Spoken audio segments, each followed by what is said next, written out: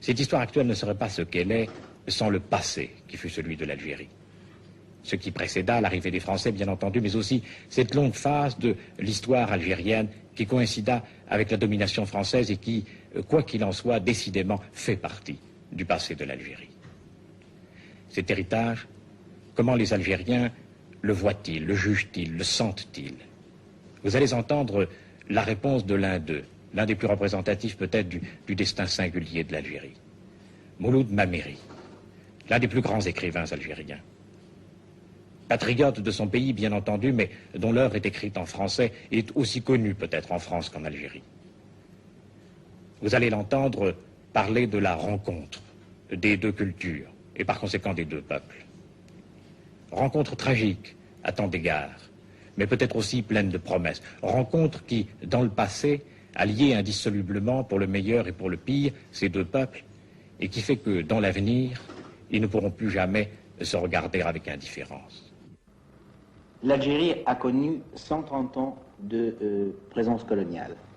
L'Algérie existait avant. Qu'est-ce qu'elle était avant, l'Algérie? C'était un État islamique. C'était un État islamique englobé dans le grand ensemble islamique, et les hommes algériens se sentaient d'abord comme des musulmans. Enfin, il n'y a qu'à penser que l'Algérie était sous domination, en tout cas nominale, d'un gouvernement turc, puisque le Dey lui-même était turc, et la plupart de ses officiers, de ses grands administrateurs étaient des Turcs. Il y avait aussi des Algériens, bien sûr. De plus en plus d'Algériens, d'ailleurs, vers la fin. Mais ces Turcs n'étaient pas du tout sentis comme des étrangers. D'abord parce qu'ils étaient musulmans, ensuite parce qu'ils s'étaient algérianisés depuis le temps de leur entrée en Algérie. Là-dessus, il y avait certainement une société à la fois urbaine et rurale, avec une très vieille civilisation, un certain équilibre, une certaine intégration de cette société. Et c'est tout cela, je crois, qui a été détruit par cet événement absolument capital pour la société algérienne, qu'a été l'occupation coloniale, surtout pour la première génération. Pour la première génération qui a eu à subir justement le choc, non seulement le choc militaire qui peut-être est secondaire par rapport à l'autre choc, qui consistait à devoir renoncer à soi, devoir renoncer à ses habitudes les plus ancrées, enfin à sa vie simplement. Et à partir de là, il y a eu une espèce de... Enfin, il y a eu une évolution